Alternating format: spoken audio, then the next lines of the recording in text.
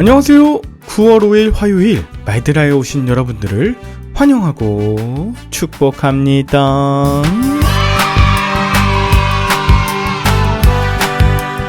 요즘 말드라를 준비하면서 약간 아쉬운 부분이 있었습니다.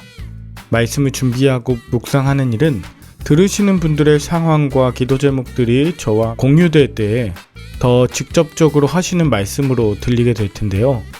제가 제 사역 이야기나 아내의 임신, 아이들의 건강 소식만 전하고 여러분들의 이야기를 들을 수 있는 시간이 없는 것 같아 아쉬웠답니다.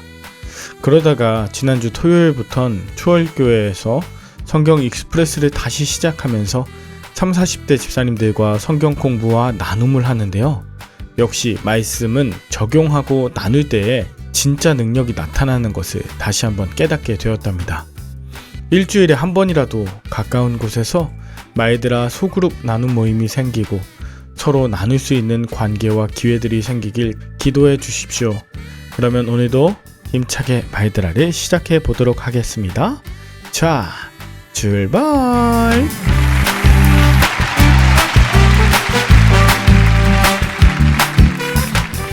오늘은 고린도후서 4장입니다. 바울은 고린도 교인들 중 일부가 바울의 사도직에 대해서 의문을 제기하고 또 추천서가 없다고 비난하며 율법을 따르지 않는다는 주장에 대한 답변을 이어가는데요. 바울은 오늘 본문에서 하나님께서 바울을 어떻게 빚어 가셨는지 또 어떻게 그리스도를 통해 새 창조를 하시는지에 대한 이야기를 해 나아갑니다. 먼저 본문 1절을 보면 그러므로 우리가 이 직분을 받아 긍휼하심을 입은 대로 낙심하지 아니하고 라고 하죠. 바울은 하나님의 긍휼하심으로 말미암아 영의 직분, 의의 직분, 또 화목하게 하는 직분을 받게 되었기 때문에 절대로 낙심하지 않는다고 고백해요. 바울이 받은 직분은 육체와 정욕에 썩을 직분이 아닙니다. 그는 율법을 전하는 자가 아니라 바로 그리스도로부터 복음을 전하기 위해 보냄을 받은 사도의 직분을 잊지 않았습니다.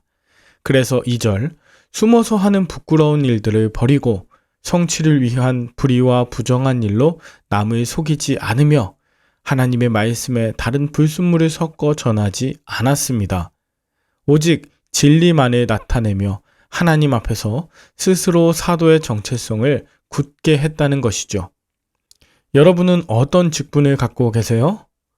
목사로, 사모로, 권사로, 장로로, 안수집사로, 서리집사로, 성도나 권찰 같은 그런 직분을 갖고 계실 거예요.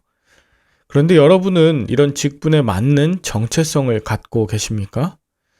제가 아는 어떤 분은 자신이 잘못하거나 실수할 때마다 너 내가 누군 줄 알아? 하면서 목사 직분을 과시하기도 하고 남들에게 돋보이기 위한 수단으로 자신의 직분을 드러내기도 합니다.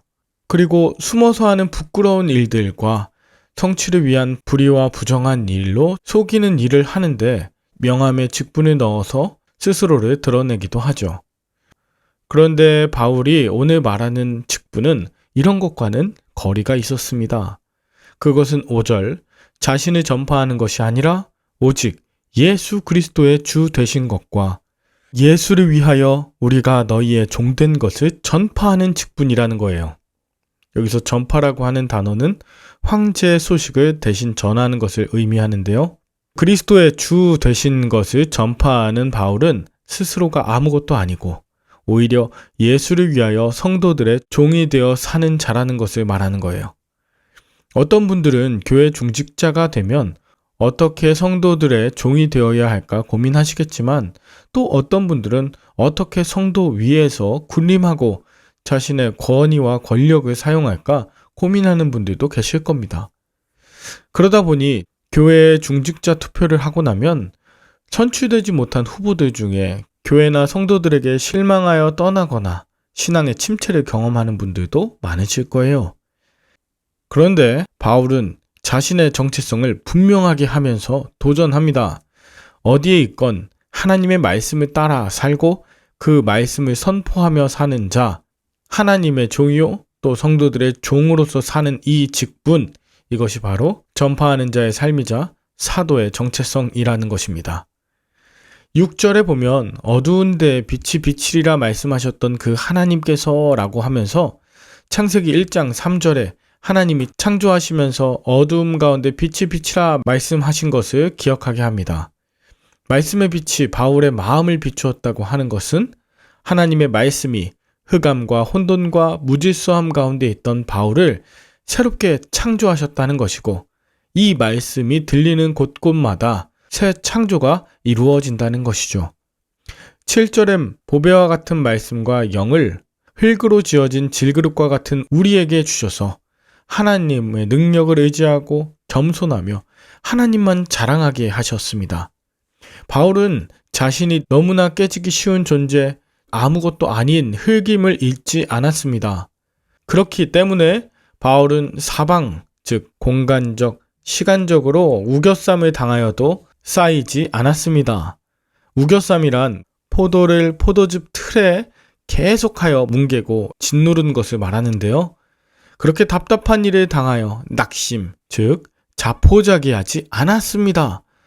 심지어 9절엔 돌과 매를 많이 맞는 박해 속에서도 시체로 여겨져 버림바 되었지만 살아났고, 거꾸로 넘어지는 상황에서도 멸망하지 않은 것은 10절, 우리가 항상 예수의 죽음을 짊어졌기에 예수의 생명이 그 몸에 나타나게 된 것이었습니다. 죄와 악 가운데 죽은 것이 아니라 예수의 복음을 전하며 받는 고난은 오히려 그들에게 죽음도 두려워하지 않는 부활의 정신이자 흔적이 된 것이죠. 이어서 13절에는 기록된 바 내가 믿었으므로 말하였다 한 것 같이 우리가 같은 믿음을 가졌으니 우리도 믿었으므로 또한 말하노라 라고 하는데요. 이건 시편 116편을 인용한 거예요. 시편 기자가 죽음과 고난 중에도 구원을 이루신 여호와를 찬양하는 부분인데, 고난 중에 과거의 시편 기자의 고백 또한 하나님의 말씀이 이제는 자신에게 적용되고 자신의 이야기가 되고 간증이 되는 것이죠. 절망적인 상황과 그로 인한 낙담 속에서 하나님의 구원하심을 헤아리고 어떻게 하면 이 고난의 때에 하나님께 헌신할 수 있을까를 역으로 고민하게 됩니다. 바울도 우리가 이 고난을 통해 하나님이 구원을 이루시며 오히려 헌신할 믿음을 가졌다고 역으로 카운터펀치를 날리는 듯합니다. 주 예수를 다시 살리신 하나님께서 우리도 다시 살리사 너희와 함께 그 앞에 서게 하실 것이며, 15절 하나님께 감사하고 영광을 올려드리는데 너희도 믿음으로 동참하길 원한다, 이렇게 말하는 것이죠. 이제 마지막 16절에서 18절까지는 본문에서의 바울의 결론이 나옵니다. 그러므로 바울은 낙심하지 않습니다. 겉사람은 낡고 또 고난 중에 찢겨진다면 오히려 그때의 속사람이 날로 새로워지며 부활신앙으로 담대해지기 때문입니다. 바울이 잠시 만난 환난 중에 오히려 보이지 않는 영원한 것을 위해 계속해서 달려가겠다 하는 이 엄청난 믿음의 고백을 바울이 증언하며 오늘 본문이 마무리됩니다. 여러분은 오늘 본문을 통해 무엇을 느끼셨나요? 여러분에게 주신 직분의 목적이 무엇이고 또 목적에 맞게 고난을 당하고 계시나요? 항상 좋은 말만 하고 좋은 말만 듣길 원하신다면 바울과 같은 이런 고난이나 흑암 가운데 새 창조의 말씀도 들리지 않았겠죠. 여러분, 원치 않게 우겨쌈을 당하고 답답한 일을 겪으며 박해를 받고 거꾸러뜨림을 당하며 항상 예수의 죽음을 짊어지실 때 부활신앙으로 담대해지시길 바랍니다. 과거에 있었던 누군가가 말했던 성경 속 이야기가 바로 여러분들의 신앙에 간증될 수 있기를 축복합니다. 저와 여러분들에게 있는 이런 고난의 상황을 통해 하나님은 믿음을 견고하게 하시고 또 부활신앙 안에서 새롭게 말씀하셔서 새 창조를 이루실 줄 믿습니다.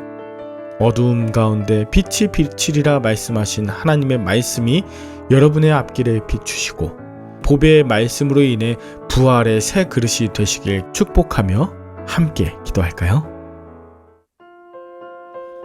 하나님 아버지, 복음을 위해 직분을 주셨으니 두려운 마음 버리고 예수님을 온전히 따르고 전파하는데 두려워하지 않게 하여 주옵소서. 교만한 마음을 버리고 복음을 위하여 사람들의 종 되기를 즐거워하게 하옵소서.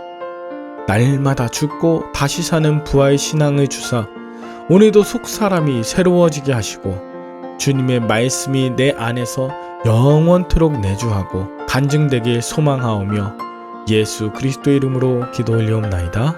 아멘. 오늘도 좋은 하루 되시길 바라며 저는 내일 다시 찾아뵙도록 하겠습니다. 샬롬.